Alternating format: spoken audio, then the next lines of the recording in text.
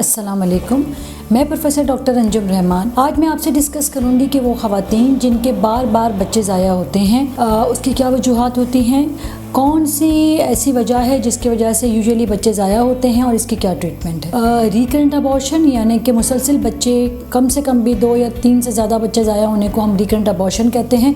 वैसे तो जो बच्चे ज़ाया होते हैं, एक बच्चा ज़ाया होना या ये बड़ा कॉमन है और इसकी मोस्ट कॉमन वजह जो more than 50% of the cases में जो बच्चे ज़ाया होते हैं वो ख़ुद एबनॉर्मल होते हैं। तो ये अल्लाह की तरफ से एक ब्लेसिंग है कि वो बच्चे इस दुनिया में आने से पहले ही वो शुरू में ही ज़ाया हो जाते हैं, क्योंकि एक एबनॉर्मल बच्चे को ग्रो करना, उसकी परवरिश करना बड़ा डिफ़िकल्ट टास्क है। बट वो ख़वातीन जिनके बच्चे बार बार ज़ाया होते हैं वो बड़ी कंसर्न होती हैं। पहली बात तो मैं आपको ये बताऊंगी कि इवन आपके 3 या 3 से ज़्यादा बच्चे या 2 से ज़्यादा बच्चे भी ज़ाया हो चुके हैं तो उसमें परेशानी वाली कोई बात नहीं। इवन उन ख़वातीन में जिनके मल्टीपल अबॉर्शंस हो चुके हैं उसमें 70% से ज़्यादा के चांसेस होते हैं कि आगे जाके वो एक नॉर्मल हेल्दी बेबी को डिलीवर करेंगी।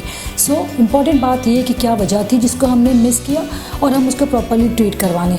ज़्यादातर जो मोस्ट इम्पॉर्टेंट कॉज है वो एक तो अनकंट्रोल्ड शुगर है।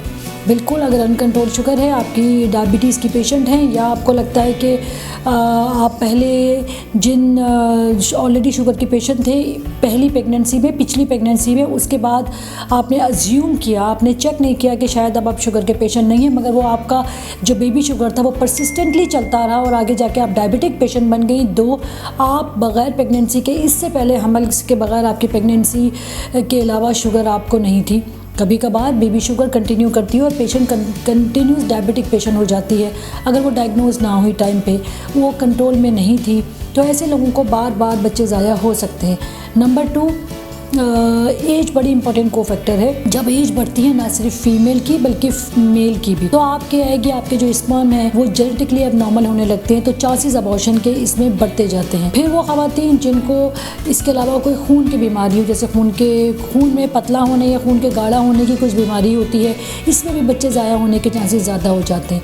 सबसे इम्पॉर्टेंट कॉज जो रिकरेंट अबॉर्शन की है ये ऑटो इम्यून डिजीज़ है, जिसको हमें स्पेशली वो ख़वातीन जिनका मल्टीपल बच्चे ज़ाया हुए हैं या इवन टाइम से पहले बच्चे पैदा हो गए हैं या बच्चे मर गए हैं, उनको चाहिए कि इसका ज़रूर टेस्ट करवाएं। ऑटोइम्यून डिजीज़ एक स्पेसिफिक इसमें एक डिज़ीज़ है जिसकी वजह से बच्चे बार बार ज़ाया हो सकते हैं और अगर इसकी प्रॉपर ट्रीटमेंट है, इसकी ट्रीटमेंट यूजुअली टैबलेट है, हो सकता है कुछ इंजेक्शन भी लगे, वो हम शुरू ही के हमल से लगाते हैं तो काफ़ी हद तक चांसेस होते हैं, बल्कि इसमें बच्चा नॉर्मल पैदा होने के चांसेस बहुत ज़्यादा हैं। आपका बच्चा ज़ाया नहीं होगा, ना टाइम पहले पैदा होगा।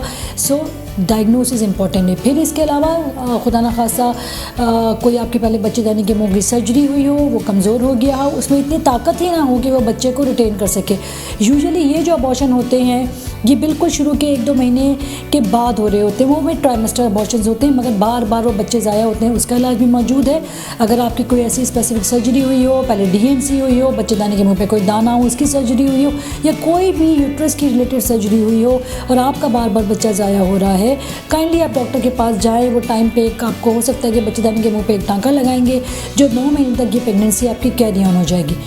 सो कॉमन डिसऑर्डर्स में इसके अलावा हो सकता है कि माँ जो है वो ब्लड ग्रुप नेगेटिव की हो, बाप जो वो ब्लड ग्रुप पॉजिटिव का हो। जब माँ और बाप का पॉजिटिव या नेगेटिव मैच नहीं करता उसमें बहुत हद तक चांसेस होते हैं कि आपका बार बार बच्चा ज़ाया हो। ये वो कॉमन वजूहात थी। इसके अलावा रिकरेंट अबॉर्शन नहीं, मगर अबॉर्शन के बड़ा किसी भी तरह की, आप कोई सिगरेट स्मोकर हो या आपके पार्टनर सिगरेट स्मोकर हो, ये बड़ी इंपॉर्टेंट बात है कि पेशेंट कहती है डॉक्टर साहब हम तो स्मोक नहीं करते मगर उनका पार्टनर स्मोक करता है। जितना आप इनहेल करते हैं आपकी सांस के अंदर ये जो जहर उतना ही जा रहा होता है जितना एक्टिव स्मोकर का जा रहा होता है, तो ये भी इंपॉर्टेंट वजह है। इसके अलावा किसी किस्म का नशा हो, एक्सेसिव अल्कोहल है, ये सब कॉजेज़ है अबॉर्शन की। और रिकरेंट अबॉर्शन भी इसमें हो सकता है, बस ज़्यादातर चांसेस ये होते हैं कि अल्लाह ना करे आपकी एज ज़्यादा है, कोई हार्मोनल इम्बैलेंस हो जो कि परसिस्ट कर रहा हो, आपको मेंसेस एबनॉर्मल हो, आपने इलाज के साथ बच्चा ठहरा हो और आपके गायनेकोलॉजिस्ट को ये पता हुआ कि आपको कौन सा हार्मोनल इम्बैलेंस है। अगर वो प्रॉपर्ली ट्रीट किया जाए, और प्रेगनेंसी में से भी कुछ, जब आप प्रेग्नेंट होती हैं कुछ ऐसी ट्रीटमेंट हैं जो कैरी ऑन होती हैं।